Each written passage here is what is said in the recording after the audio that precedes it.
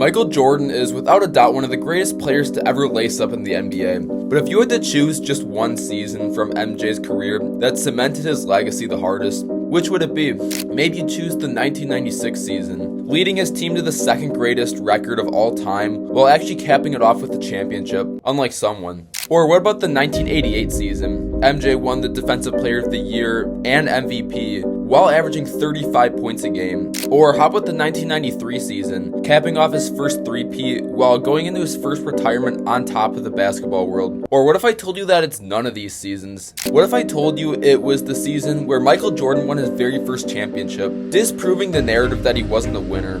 The season where Jordan and the Bulls overcame the juggernauts in the East that they couldn't beat for years on end. This is the story of how the 1991 Chicago Bulls cemented Michael Jordan's legacy forever.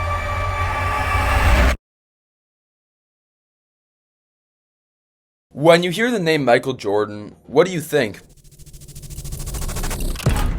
The phrase 6 rings has stuck to Michael Jordan's name, how tape is stuck to paper. MJ is pretty much renowned in the sports world as the ultimate winner. Not only does he have 6 championships, but he's also never lost in the NBA Finals while getting those 6 rings. But what if I told you that this wasn't always the case? As a matter of fact, it was quite the opposite for MJ prior to 1991. Before this magical season, Jordan was known as a phenomenal basketball player, but not a winner.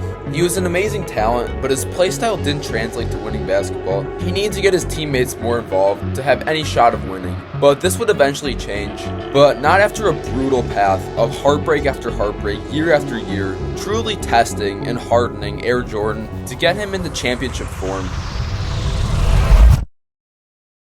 Michael Jordan was drafted by the Chicago Bulls in 1984 as the 3rd overall pick. However, the first 3 years for MJ and the Bulls were some to forget about. While Jordan was amazing with a stat line of 31 points, 5 rebounds, 5 assists, and 2.5 steals through his first 3 seasons, the Bulls roster was simply incompetent, never having the pieces around MJ to truly contend. In 1985, the Bulls clinched the 7th seed with a record of 38-44, facing off against the 2-seeded Milwaukee Bucks. While Jordan was playing out of his mind as a rookie in this postseason, averaging 29 points, 5 rebounds, 8 assists, and nearly 3 blocks, the Bucks beat the Bulls 3-1.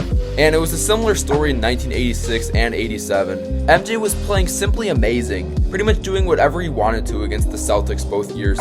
However, Larry and Boston were too much to handle. They swept Chicago in both 86 and 87. MJ couldn't do everything by himself though. He needed some help alongside him to even have a shot of competing.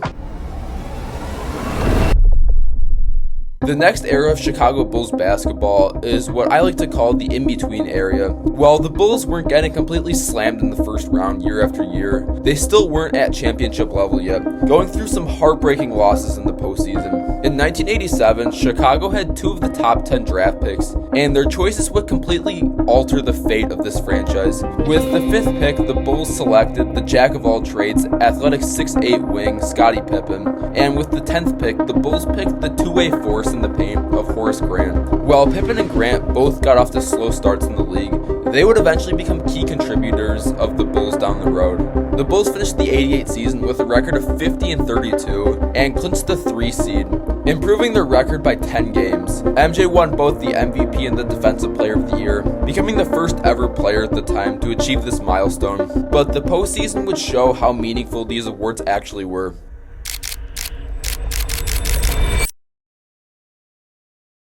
Their first matchup was against the 6-seeded Cleveland Cavaliers, led by Mark Price, Larry Nance, and Brad Daugherty. No joke. The Bulls won this series in a tight 3-2 fashion, but not without an absolute carry job from Air Jordan, putting up 2 50 pieces in 5 games above 38 points, something you'd see out of the GOAT. Anyways, their next matchup was against the Bad Boy Pistons, with Isaiah Thomas, Joe Dumars, and Bill Laimbeer. This series went horrible for MJ and the Bulls though. Jordan was looking like himself in games 1 and 2, but in games 3, 4, and 5, he was not the same man. The Bulls lost in 5, and MJ's production went down a mile from his series against the Cavs. The Bulls got their first taste of the Bad Boy Pistons. In 1989, the Chicago Bulls finished as the 6th seed in the East with a record of 47-35, a small setback from last year's season, but the team still remained competitive. MJ once again put up MVP-like numbers, while key players like Horace Grant and Scottie Pippen were improving rapidly. And what better way to start off the playoffs than to have a rematch from last year? He looks, he gives to Jordan. Jordan to the circle, puts the shot in the air. Another contest against the Cleveland Cavaliers. Jordan showed the league that last year's series against the Cavs was not a fluke, beating Cleveland in 5 games yet again. MJ put up 39.8 points in this series. Their next matchup was against the 2-seeded Knicks, led by their star big man Patrick Ewing.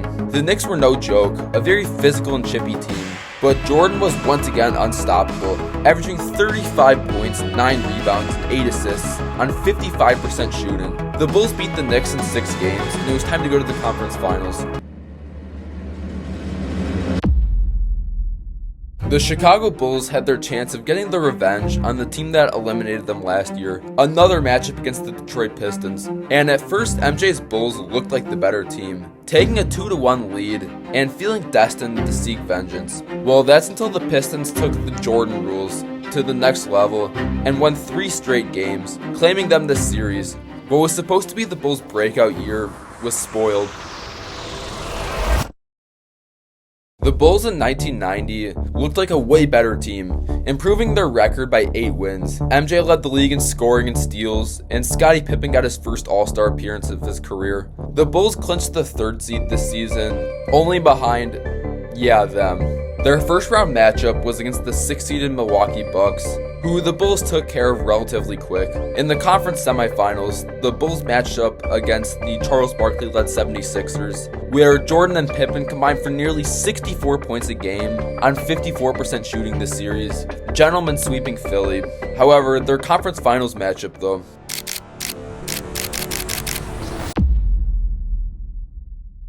the Bulls got yet another crack at beating the Detroit Pistons. The Pistons started off this series with 2 wins at home, 86-77 and 102-93. Joe Dumars played an excellent 2 games, putting up 27 and 31 points, while Jordan and Pippen struggled a bit to match Detroit. However, the Bulls flipped the script in games 3 and 4 in Chicago, tying up the series 2-2. MJ had back-to-back 40-point games and looked like he'd solved the Jordan rules from the Pistons, but then Detroit responded. The Pistons in Game 5 in Detroit made a statement to the Bulls, beating them 97-83 and forcing MJ into a 22-point game, shooting a pitiful 36% from the floor. The Bulls then got a home win of their own in Game 6, winning 109-91. Now it's on to everyone's 2 favorite words in sports, Game 7. Game 7 was close at first, with a score of 19-17 Bulls at the end of the first quarter, but this was followed up with a 31-14 second quarter from Detroit, and the Pistons never looked back from there, finishing the game with a 93-74 win, reminding everyone why they're still the defending champions.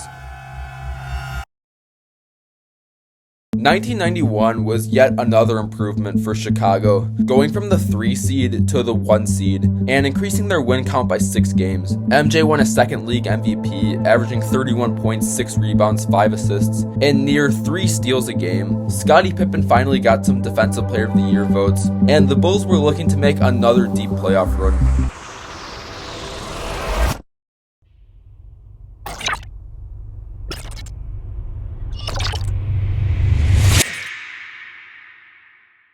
MJ and the 1-seeded Bulls' first-round matchup was against the 8-seeded New York Knicks, led by Patrick Ewing, and the Bulls absolutely manhandled them, sweeping them in 3 games. Their next playoff series was against the 5-seeded Philadelphia 76ers, led by Charles Barkley. The Bulls once again took care of business, completing the series in a gentleman's sweep, but it was once again time for the Bulls to face their worst fear.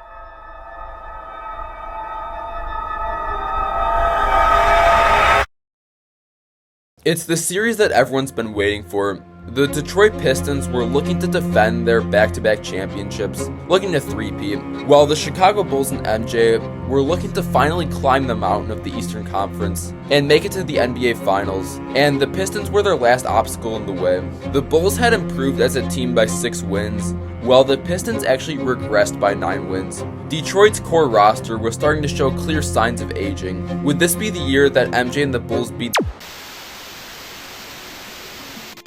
We were sitting in the locker room after the game, and nothing was said. Everyone just sat there for a moment. We had a chance to beat them. We just didn't respond. You know, we got to that hill. We almost looked over the hill. I was devastated. I was absolutely devastated. I cried on the bus. My father came on and said, look, it's just one game. Bounce back. Come back next year.